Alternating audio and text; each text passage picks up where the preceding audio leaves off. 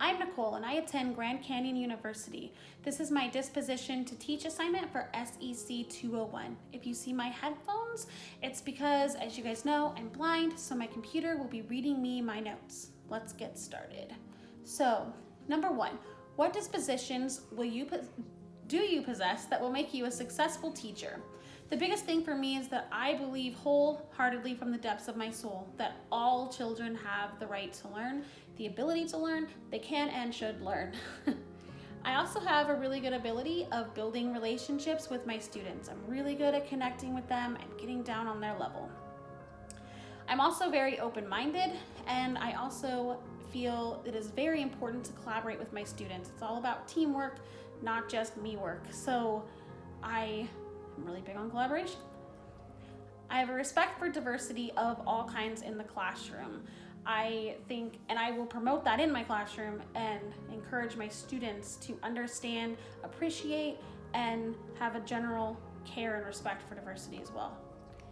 Number 2, what dispositions do you need to work on as a first-year teacher? The biggest one for me is self-reflection and kind of beating myself up if something doesn't go right. I need to understand that in my first year, I'm gonna make mistakes. Lessons are gonna go bad and things aren't always gonna be perfect, and that's completely okay. I need to give myself room to grow and learn that all I have to do is just fine tune it, get some help from my mentors, and try again the next time.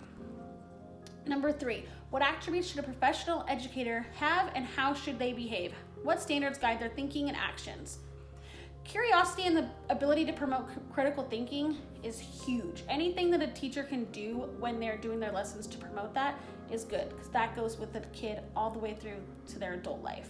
The other thing is, of course, having professional conduct. Kids look to you as a role model. Sometimes those kids don't have that role model at home, so it's your job to conduct yourself in a professional light at school. Number 4, how might teacher dispositions positively or negatively influence the psychological and moral development of adolescents? Kids can smell fear, people. It is a very real thing. If you are going into that school, into that classroom for the wrong reasons, kids are gonna know it. If you are stressed, they're gonna know. If you hate the lesson that you're teaching, chances are they're gonna hate it too.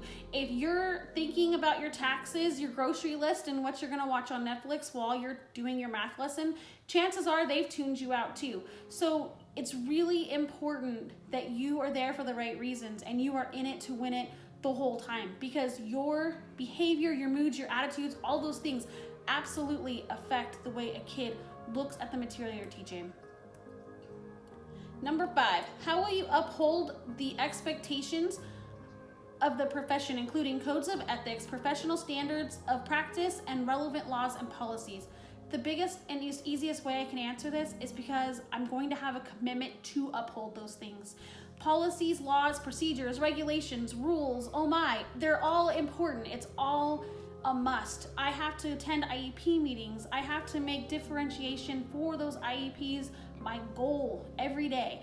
I have to make sure that I'm conducting myself according to the codes of ethics that I agree to when I get my job. I have to make sure that I'm following all the different rules, procedures, and guidelines of my school, because I'm representing not only myself, but my classroom, my school, my district, and my community.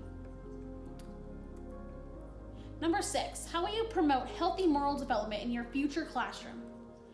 The biggest thing for me is still circling back around to building relationships with students. Building relationships, building relationships, building relationships.